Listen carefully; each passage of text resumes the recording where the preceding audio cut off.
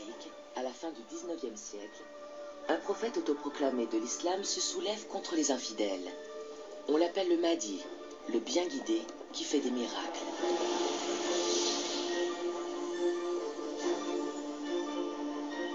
Il réussit à capturer le gouverneur du Darfour, un jeune Autrichien du nom de Rudolf Slatin.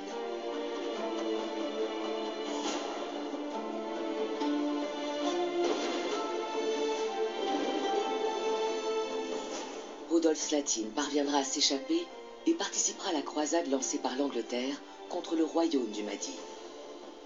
Pour lui, c'est le début d'une incroyable carrière.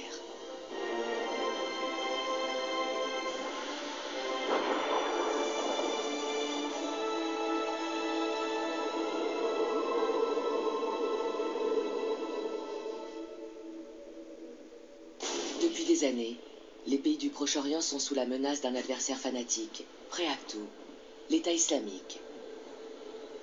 Ces actions terroristes touchent également l'Europe, créant un grand sentiment d'insécurité. En dépit des moyens militaires déployés, l'État islamique semble quasiment invincible.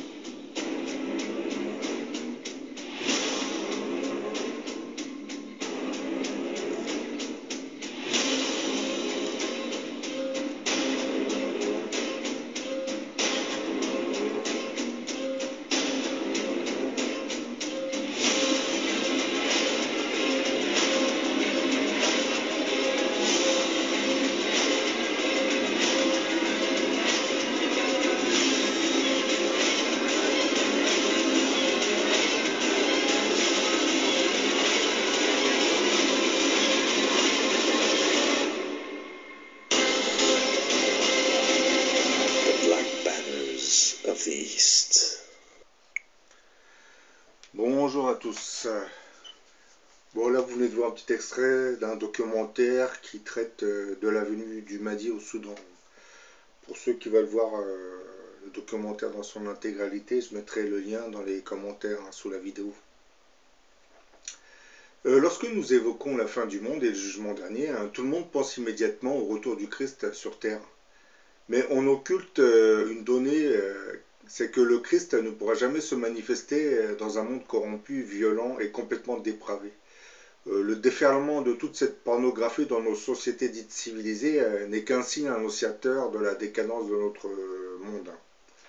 Avant que le Christ ne revienne sur terre, notre planète devra passer par les épreuves d'une expiation purificatrice qui se manifestera par l'apparition de l'Antéchrist et par celui du déclenchement des principaux événements qui marqueront la fin de notre monde. Et la chronologie de cette fin annoncée nous avait été annoncée dans les livres de l'Apocalypse de Saint Jean. L'interprétation de certains chapitres de ce livre nous disent que nous serions à une époque qui risque fort bien d'être le témoin de tous les événements qui seraient annoncés dans cet Apocalypse de Saint Jean. Et l'un des signes annonciateurs de l'arrivée de l'Antéchrist est cette fameuse montée de l'apostasie sur une échelle planétaire. Apostasie qui bien entendu amènera l'iniquité qui elle nous conduira progressivement à la légalisation de ce que les religions avaient toujours condamné, c'est-à-dire le péché. Dans le livre de l'Apocalypse de Saint Jean, on évoque au chapitre 17 le jugement de la grande prostituée avec qui les rois de la terre se sont enivrés du vin de sa prostitution. Et je vous expliquais qu'à travers l'image de cette femme, ce n'est qu'une sorte de métaphore à travers laquelle se cacherait en fait un système de gouvernance ultralibéral que vous connaissez beaucoup mieux sous le nom de démocratie, sous le mot de démocratie je dirais. Le diable et ses forces maléfiques exploiteraient en fait les vertus libérales de cette dite forme de démocratique, cette démocratie je dirais, pour légaliser sur Terre toute l'abomination que vous pouvez voir. Hein. Aujourd'hui, cette grande prostituée qui est montrée chevauchant une bête à 7 têtes hein, semble vouloir répandre ses tentacules sur toute la planète afin d'accélérer cette politique de perversion de toute la planète. Hein. Quand je dis on la voit chevauchant une bête à 7 têtes, c'est dans le chapitre 17 hein, de l'Apocalypse de Saint Jean. La bête à 7 têtes représentant les oligarchies des 7 puissances les plus industrialisées. L'OTAN en étant son émanation militaire. Donc pour ceux qui comprennent, hein, les 7 présidents des 7 puissances les plus industrialisées, dites G7, composeraient en fait les 7 têtes de ce monstre de l'Apocalypse. Hein. Et dans le chapitre 13 de l'Apocalypse de Saint Jean, on nous précise que, et je vis, je vais vous dire le premier verset, hein, et je vis une bête à 7 têtes venant de la mer. Le dragon lui avait donné son pouvoir et autorité.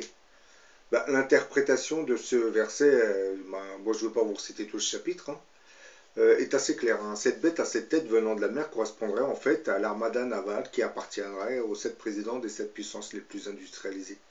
Je pense que vous l'aviez compris, parce qu'un monstre à 7 têtes, ça n'existe pas. Donc ces 7 têtes, c'était bien 7 souverains, je ne veux pas dire 7 rois, puisque les rois n'existent plus, donc ce sont 7 présidents.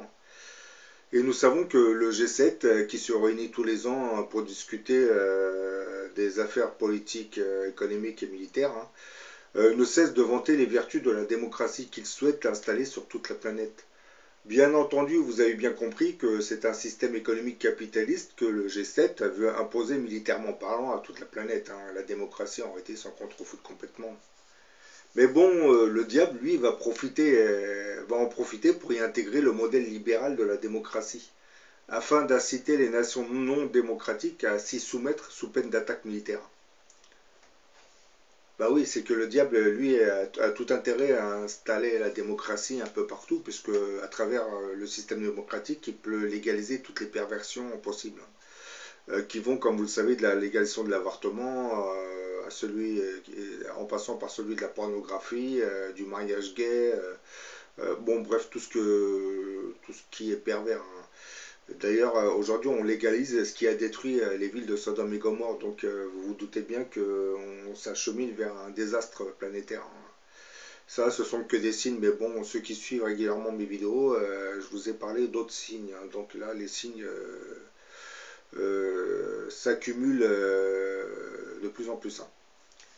Mais vous allez me poser cette question, qui est ce mystérieux grand monarque qui devrait faire son apparition quelque temps avant la fin de notre monde? Ce grand monarque est dit descendre du ciel parce qu'il sera envoyé par Dieu et destiné par la divine providence à accomplir les desseins de Dieu sur terre. Fort et puissant à faire la guerre, hein, ce mystérieux grand monarque brisera tout comme un lion, il fortifiera son empire, il régnera longtemps, hein. Il humiliera et domptera les hérétiques, hein, les républiques et toutes les nations rebelles, hein, il les soumettra à son empire. Les prophéties qui parlent de ce mystérieux grand monarque semblent valider sa puissance. Hein. Par exemple, saint Augustin disait au IVe siècle après Jésus-Christ, hein, quelques-uns de nos docteurs disent qu'un roi franc possédera un jour l'Empire romain dans toute son étendue. Hein. Ce roi viendra dans les derniers temps du monde. L'évêque de Reims, Saint Rémy, à la veille du baptême de Clovis en l'an 496 après Jésus-Christ, prophétisait quant à lui vers la fin des temps, un descendant des rois francs régnera sur tout l'Empire romain. Il sera le plus grand des rois de France et le dernier de sa race. Hein. Il arrivera comme un par miracle. Hein. Il sera de la vieille cape, hein. Le trône sera posé. Hein. Après un règne des plus glorieux, il ira à Jérusalem, hein, sur le mont des Oliviers, déposer sa couronne et son sceptre. Dans cette prophétie, c'est étrange, hein, parce que si ce grand monarque correspond à l'Antéchrist, on nous explique qu'il va aller jusqu'à Jérusalem. Hein. Ce qui confirme ce que je dis dans beaucoup de mes vidéos, hein, les armées de l'Antéchrist envahiront Jérusalem. Hein. Et quand je parle des armées de l'Antéchrist, je parle de Gog et Magog, hein, les armées de Gog et Magog. Et Saint-Ange, martyr Carme, disait, lui, en l'an 125, en l'an 1125 après Jésus-Christ, hein, un roi s'élèvera finalement de l'antique race des rois de France, hein, d'une insigne piété envers Dieu, sa puissance s'étendra au loin sur terre et sur mer. Là, dans ces prophéties, quand on nous dit que le grand monarque prendra le contrôle de l'ancien empire de Rome, hein, je l'ai déjà dit dans beaucoup de mes vidéos, l'empire romain n'existant plus, hein, il a été remplacé par l'Union économique européenne. Donc à partir de la France, ce grand monarque va reprendre progressivement le contrôle de l'Union économique européenne et à partir de là va commencer à se répandre sur toute la planète. Bah, toutes ces prophéties semblent rejoindre celles des musulmans qui, eux, annonceraient aussi l'avènement d'un grand monarque qui porterait le titre de Mahdi. Que ce soit dans l'eschatologie messianique chrétienne ou celle des musulmans, hein, on peut dire que ces deux mystérieux grands monarques devraient se manifester quelque temps avant la fin de notre monde. Ben, une vision eschatologique qui rejoint un peu celle de la Bible, hein, qui elle annonce aussi la venue d'un grand monarque hein, qu'elle appelle l'Antéchrist. Hein. Et elle le fait venir aussi avant la fin de notre monde. Donc, bien que cela choque, je le sais, je m'en doute, hein, je pense que cet antéchrist qui doit venir avant la fin de notre monde hein, correspondra en fait à ce mystérieux grand monarque attendu par les chrétiens hein, et qui nous est présenté comme étant le Mahdi par les musulmans. Ne serait-ce pas la volonté du diable de vouloir discréditer l'image de cet antéchrist, hein, car comme vous le savez, le diable est le prince de ce monde, hein, et les oligarchies et régimes despotiques qui règnent sur notre monde lui sont fidèles, hein, vous vous en doutez un peu quand même. Parce que vous savez maintenant que les oligarchies se contrefoutent complètement, je parle des oligarchies qui dirigent nos nations européennes, se contrefoutent complètement de leur peuple. Hein. Quant au régime du tiers-monde, quant aux pays qui sont africains et qui sont les pays arabes, hein, ce sont en règle générale des régimes despotiques militaires. Hein. Donc, eux, c'est guère mieux. L'Antéchrist viendra faire le ménage dans ce monde maléfique, hein, ce qui ne plaira pas au diable, hein, qui fera tout ce qui est en son pouvoir hein, pour salir l'image de cet Antéchrist. D'ailleurs, le diable reviendra logiquement, hein, il orientera la puissance militaire du groupe du G7 contre l'Antéchrist. Hein. Puisque le G7, comme je l'ai dit, ce sont tout simplement que cette oligarchie hein, qui règne en maître sur leur peuple hein, et qui impose un dogme idéologique laïque, économique et politique à leur peuple. D'ailleurs, aujourd'hui, vous comprenez, vous constatez que ces oligarchies, grâce aux attaques terroristes de Daesh, sont en train de mener une politique ultra sécuritaire qui muselle complètement la liberté d'expression dans ces mêmes pays, hein, vous vous en doutez. Hein. Par exemple, le dernier en date, qui est l'attentat de Trèbes à Carcassonne, hein, permet maintenant au gouvernement de vouloir de légiférer de nouvelles lois hein, qui permettront aux forces de sécurité de faire des perquisitions sans l'autorisation ou sans l'aval d'un procureur ou d'un quelconque juge. Donc vous voyez, à chaque attentat, ben, on monte d'un cran. Et ben, vous vous doutez bien que ces attaques terroristes sont stimulées par le diable. Hein. Ben oui, ce n'est pas par hasard. Hein. Ce n'est pas par hasard que 90% des soi-disant djihadistes qui se lancent dans une attaque terroriste sont des délinquants. Bah oui, parce que le diable a déjà une emprise sur eux avant qu'ils se lancent dans le djihadisme. Quand je dis djihadisme, entre parenthèses, hein, ce sont les médias qui nous font croire que ce sont des islamistes. Ils n'ont rien à voir avec des islamistes, ces gens, ce sont des voyous délinquants. Les médias nous les présentent comme des islamistes parce que vous savez très bien que derrière les médias se cache un lobbying juif et franc-maçon hein, qui, eux, se contrefoutent complètement des religions, qu'elles soient chrétiennes ou musulmanes. Hein. Et à travers ces voyous délinquants, en réalité, c'est l'islam qu'ils visent, hein, tout en sachant que ces délinquants, du moins ces djihadistes, n'ont rien à voir avec la vraie religion. Hein. Ce sont des gens qui se lancent dans des attaques, comme je l'ai dit dans une précédente vidéo. Pour certains d'entre eux, c'est carrément un suicide. Hein, comme ils savent que leur religion leur interdit, ils essayent de créer une situation où ils se feront exécuter. Mais c'est voilà, l'arrière-pensée de la personne, du djihadiste, était de se suicider. Donc lorsqu'il quitte ce monde, son subconscient va enregistrer son arrière-pensée. Donc il aura contracté une dette et il devra rembourser cette dette. Donc ça sert à rien de se lancer dans une sorte d'opération de soi-disant djihadisme, alors qu'en réalité vous vous suicidez, hein, parce que lorsque vous allez dans l'autre monde, vous êtes considéré comme un suicidaire. Hein. Oui, je dis ça pour ceux qui seraient tentés de passer à l'action. Ne faites pas comme ces gens, ça sert à rien. Puis comme je l'ai dit, Daesh c'est en fin de vie. Hein.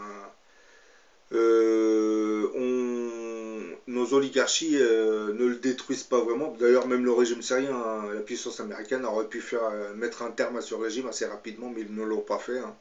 Parce qu'on laisse perdurer le conflit, hein, ça permet aux oligarchies de légiférer de nouvelles lois ultra-sécuritaires, puisque en menant la guerre contre Daesh, on occupe les pensées. Hein. Les États-Unis font tourner leur complexe militaire-industriel. En Europe, on cache la crise économique. Hein, et on se focalise sur Daesh, surtout quand Daesh déclenche des attaques terroristes. Là, c'est encore mieux pour les oligarchies. Parce qu'on exploite ça médiatiquement parlant hein, pendant des jours et des jours. Hein, et on essaie de légiférer de nouvelles lois ultra-sécuritaires.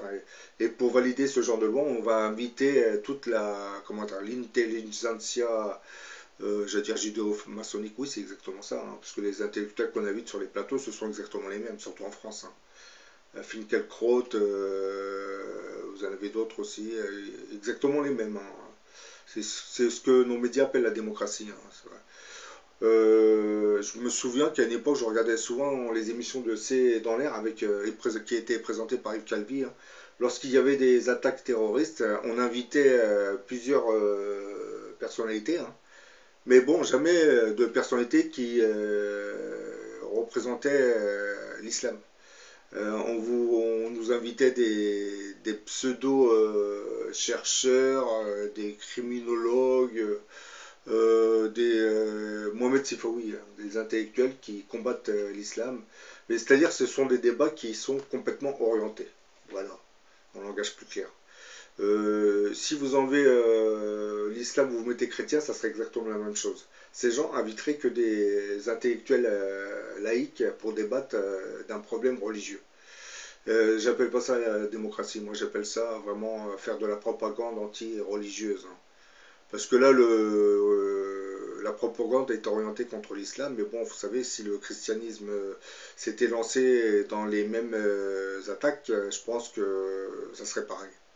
Sauf que en Europe comme aux États-Unis, on fait tout pour focaliser ça sur l'islam. Parce que nos oligarchies ont de plus en plus peur de voir des chrétiens, des pseudo-chrétiens se lancer dans leur djihadisme aussi.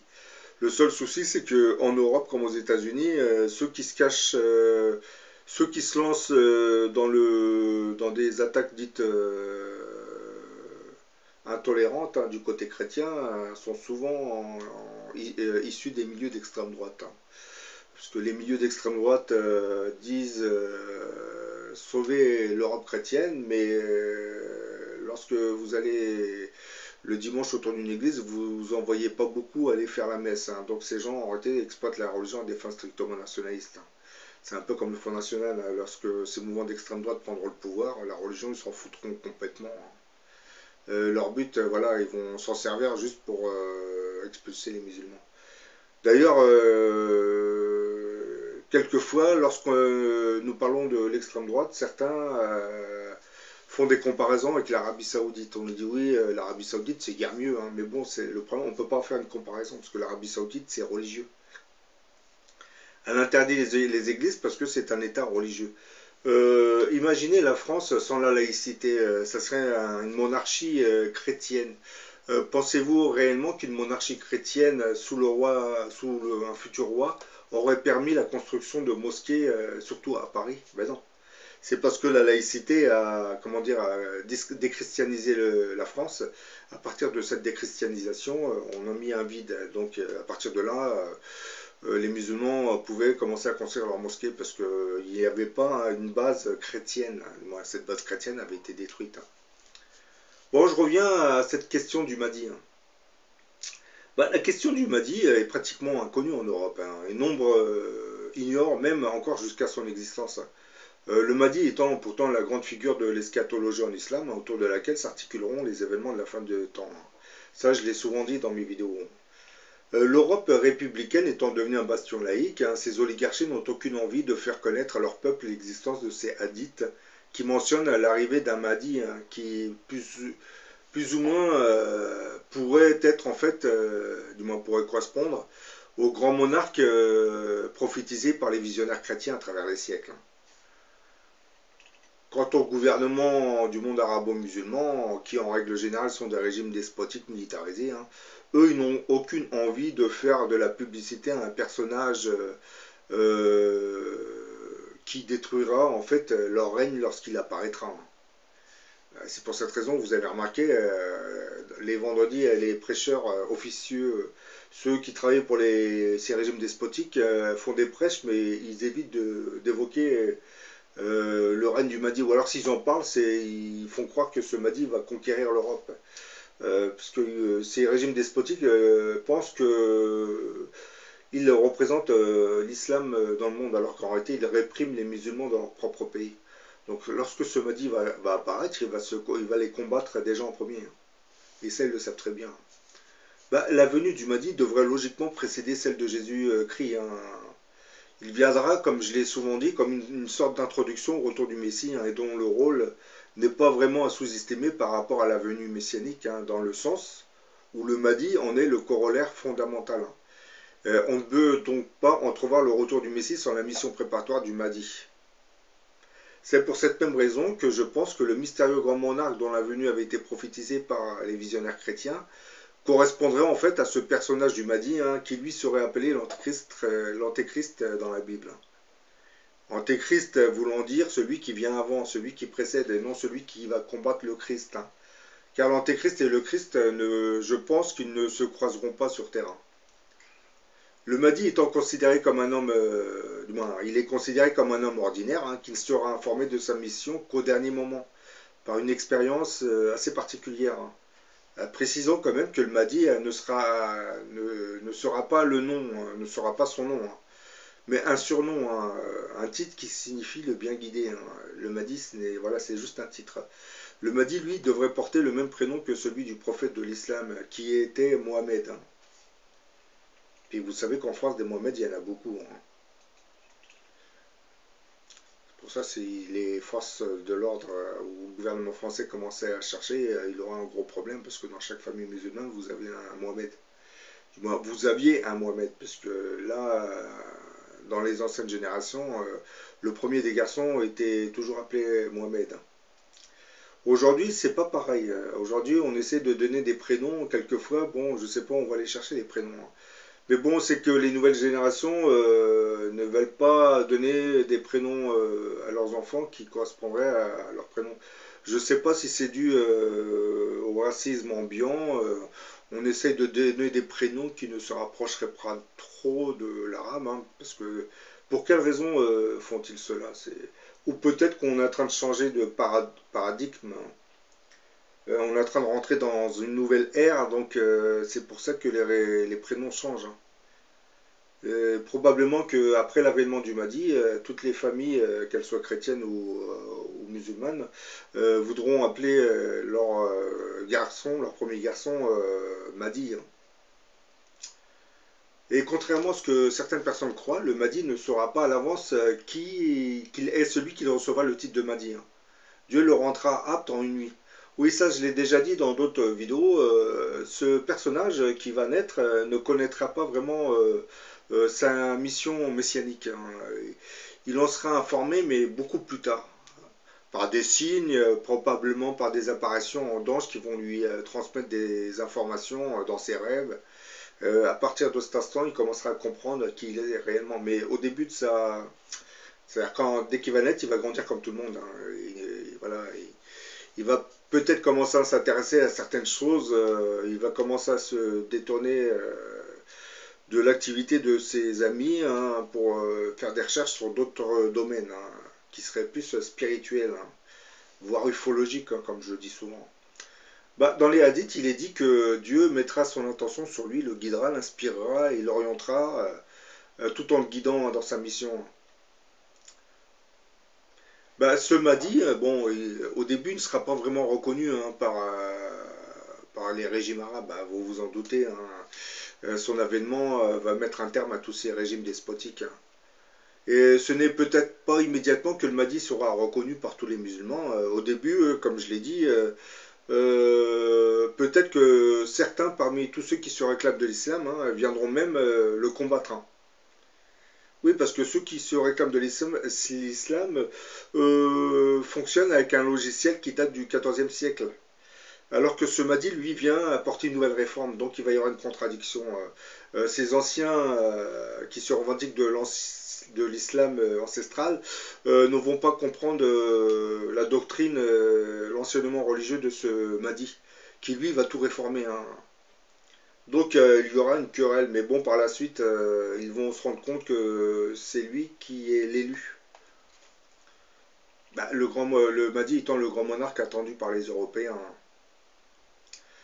Et la Bible nous disait que l'Antéchrist gouvernera le monde avec la puissance de Dieu. Donc ce grand monarque, alias le Mahdi, régnera sur les chrétiens et les musulmans.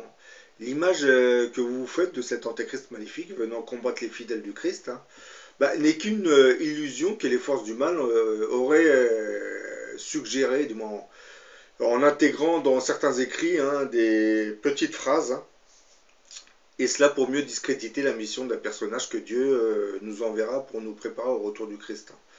Quand je dis nous préparer, c'est surtout nous préparer au désastre apocalyptique qui nous attend, hein, puisque l'Antéchrist, lui, va apparaître dans un monde complètement dépravé, hein.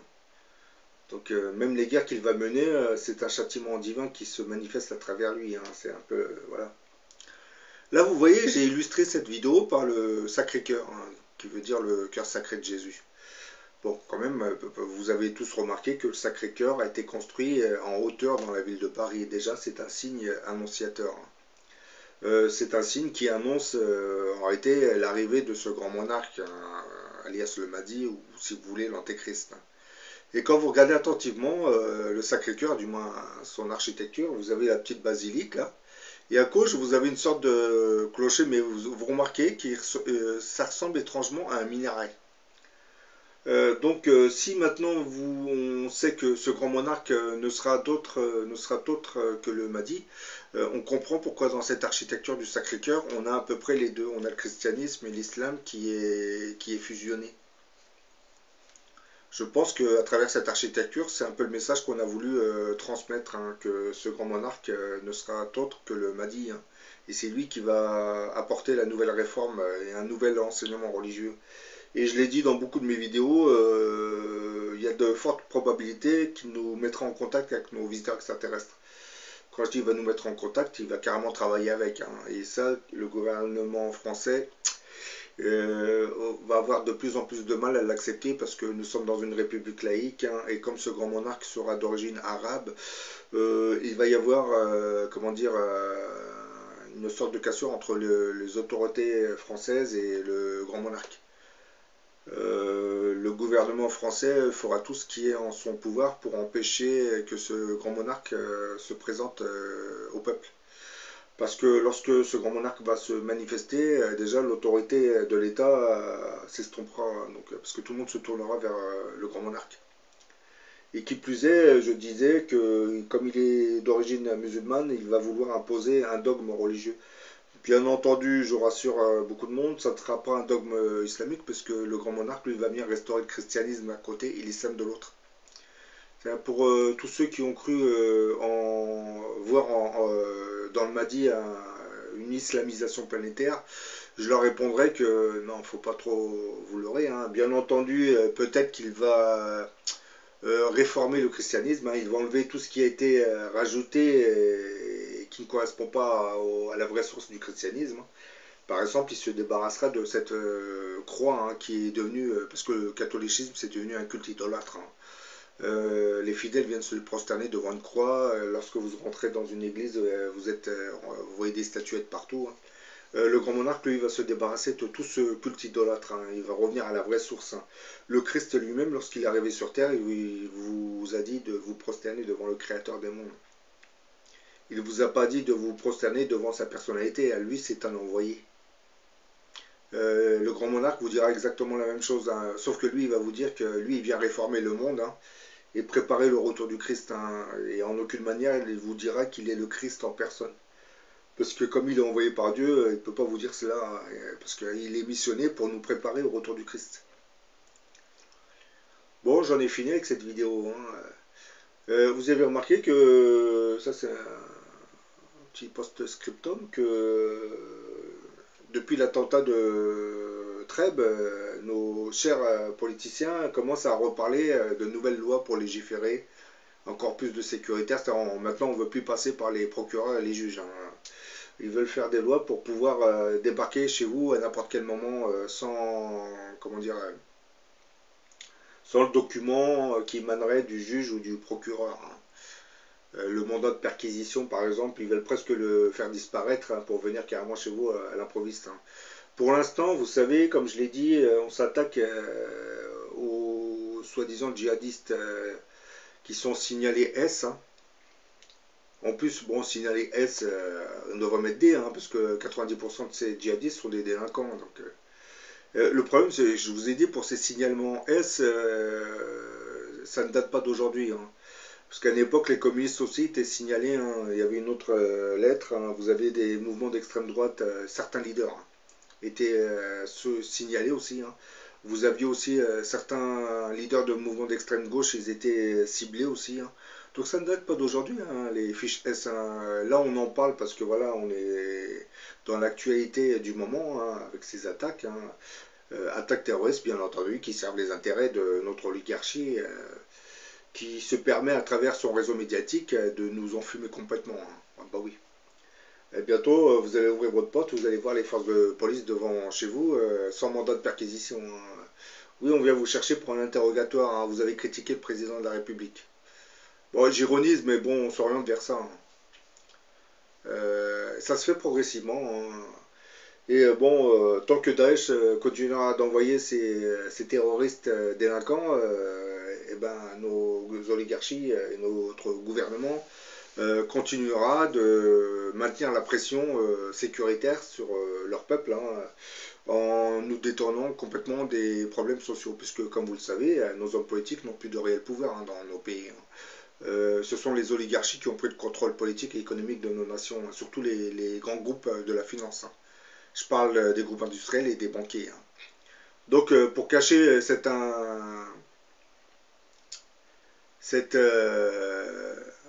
comment dire, oui, pour cacher cette incapacité à vraiment gouverner le pays, hein, ils s'en remettent aux médias, hein, qui nous conditionnent régulièrement sur certains faits divers misérables, hein. Surtout ceux qui sont liés à la communauté musulmane, hein, parce que c'est ce qui passionne le plus, hein. Donc les gouvernements, quand je parle de notre gouvernement, je parle des différents gouvernements européens, hein, bien entendu, hein, puisque les pays européens sont tous dans la même situation, hein. Donc pour ne pas montrer aux peuples qu'ils n'ont plus de réel pouvoir face aux injonctions des milieux financiers, hein, parce que c'est eux qui gouvernent maintenant, on exploite ces attaques terroristes, hein, pour faire croire qu'ils ont encore un petit peu de pouvoir. Parce que là, ce sont des mesurettes, hein, bah, vous avez compris, hein. Monsieur Macron, en plus, lui, Emmanuel Macron, se permet de légiférer sans passer par l'Assemblée, hein.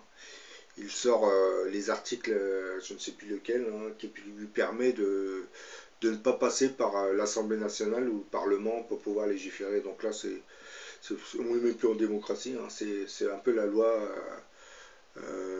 du dictateur, hein. Je viens, j'impose ma loi.